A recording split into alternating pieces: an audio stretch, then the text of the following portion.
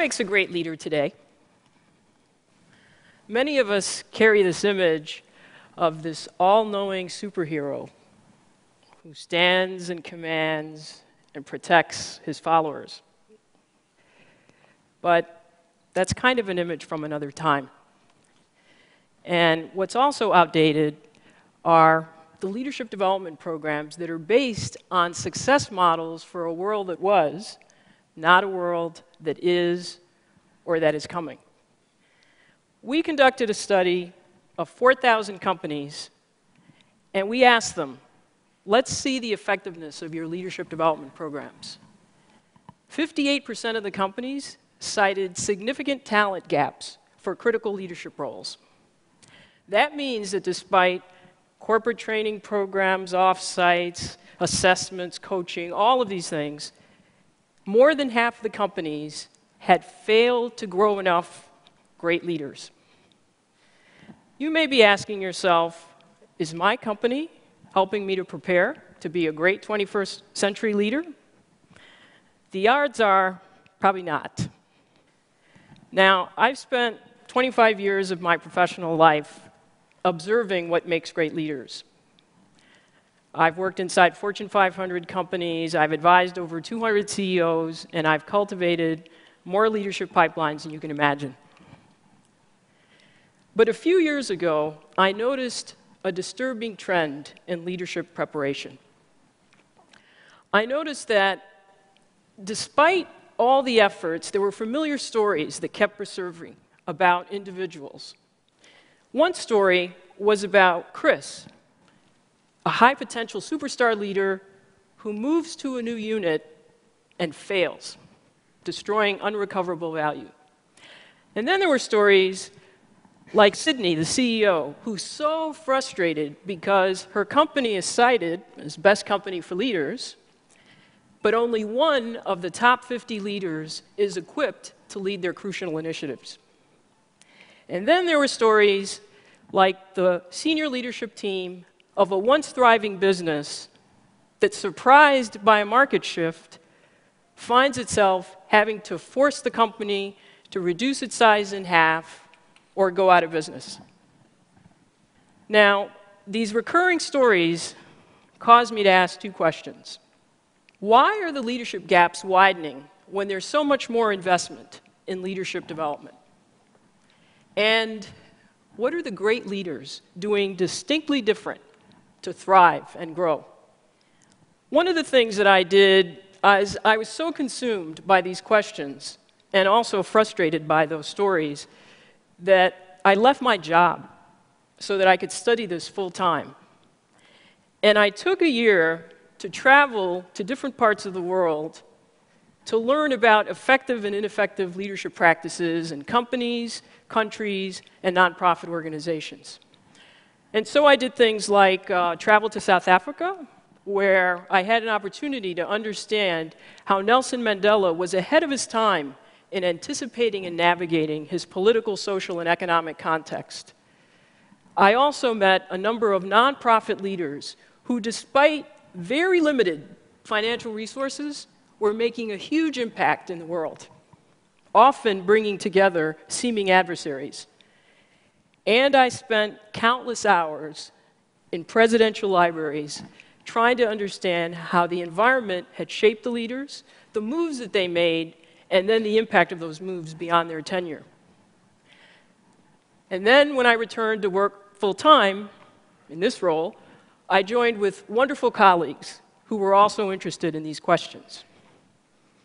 Now, from all this, I distilled the characteristics of leaders who are thriving and what they do differently, and then I also distilled the preparation practices that enable people to grow to their potential.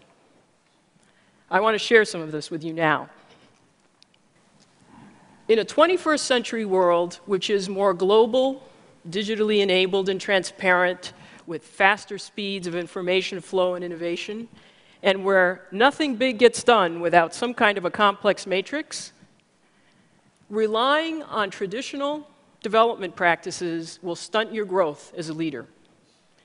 In fact, Traditional assessments like narrow 360 surveys or outdated performance criteria will give you false positives, lulling you into thinking that you are more prepared than you really are. Leadership in the 21st century is defined and evidenced by 3 questions. Where are you looking to anticipate the next change to your business model or your life? The answer to this question is on your calendar. Who are you spending time with? On what topics? Where are you traveling? What are you reading? And then how are you distilling this into understanding potential discontinuities? And then making a decision to do something right now so that you're prepared and ready. There's a leadership team that does a practice where they bring together each member collecting, here are trends that impact me, here are trends that impact another team member, and they share these and then make decisions to course correct a strategy or to anticipate a new move. Great leaders are not head down, they see around corners, shaping their future, not just reacting to it. The second question is, what is the diversity measure of your personal and professional stakeholder network? You know, we hear often about good old boy networks, and you know, they're certainly alive and well, many institutions. But to some extent, we all have a network of people that we're comfortable with. So this question is about your capacity to develop relationships with people that are very different than you. And those differences can be biological, physical, functional, political, cultural, socioeconomic. And yet, despite all these differences, they connect with you and they trust you enough to cooperate with you in achieving a shared goal. Great leaders understand that having a more diverse network is a source of pattern identification at greater levels and also of solutions, because you have people that are thinking differently than you are. The third question, are you courageous enough to abandon a practice that has made you successful in the past?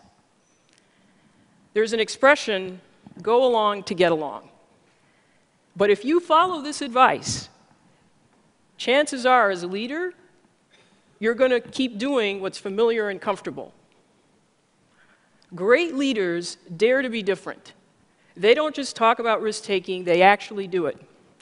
And one of the leaders shared with me the fact that the most impactful development comes when you are able to build the emotional stamina to withstand people telling you that your new idea is naive or reckless or just plain stupid.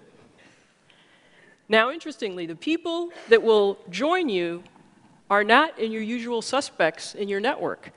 They're often people that think differently and therefore are willing to join you in taking a courageous leap. And it's a leap, not a step. More than traditional leadership programs, answering these 3 questions will determine your effectiveness as a 21st century leader. So what makes a great leader in the 21st century? I've met many, and they stand out. They are women and men who are preparing themselves not for the comfortable predictability of yesterday, but also for the realities of today and all of those unknown possibilities of tomorrow. Thank you.